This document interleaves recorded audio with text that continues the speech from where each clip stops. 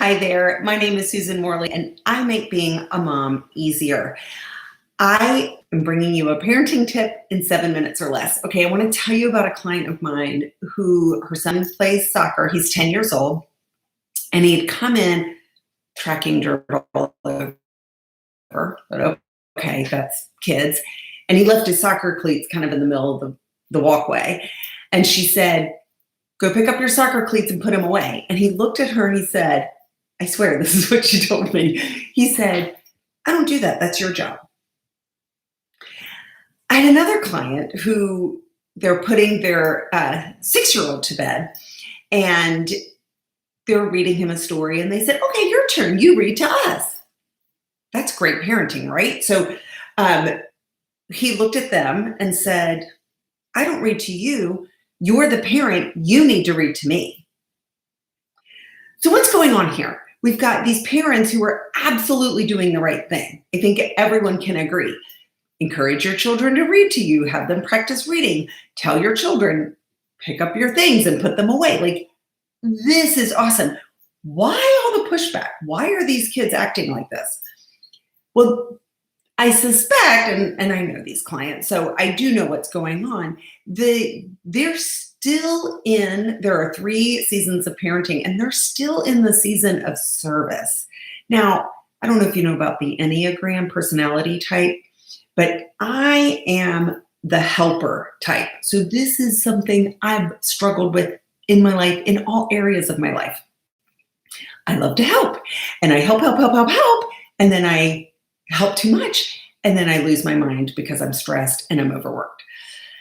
And that's not a good place to be, especially when you're a parent. So these parents care so much about their kids. They understand that, how to be good parents.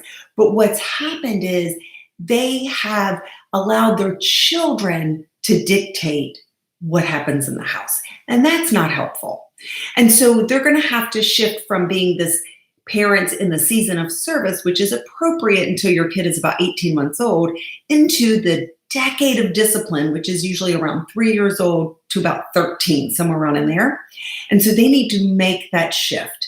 And what I do is I help parents make that shift. And so what I'm going to teach you today is a technique called alpha speech, where you use an economy of words. You don't talk a whole lot, and you use those lower registers of the voice. So instead of, "Honey, please pick up your cleats and put them away. There's mud tracked everywhere." No.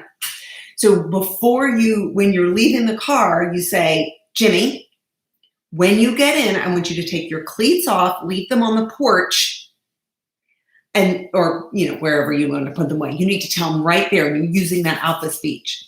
At bedtime, you tell your child ahead of time, "Bedtime tonight, you're going to read to me a page, and I'll read you a page. We'll flip-flop and we'll share the reading tonight." You just tell them. We need to tell our children what to do and tell them what is expected of them. A lot of times we spring it last minute, and when we know somewhere inside that we're bringing it last minute, so we're a little bit extra, we're like, "Oh, will you please put these cleats?" Or, "Oh, now you've made a mess. So we need to prepare. We need to think ahead and let children know what is expected of them. That helps them. And so a lot of times misbehavior, as far as back talk or that's not my job, it's really because we haven't really explained very well what their job is. So there's your tip of the day. I encourage you to think about what you want your children to do before it's time for them to do it, and see if that helps. I hope you have a great day. Goodbye.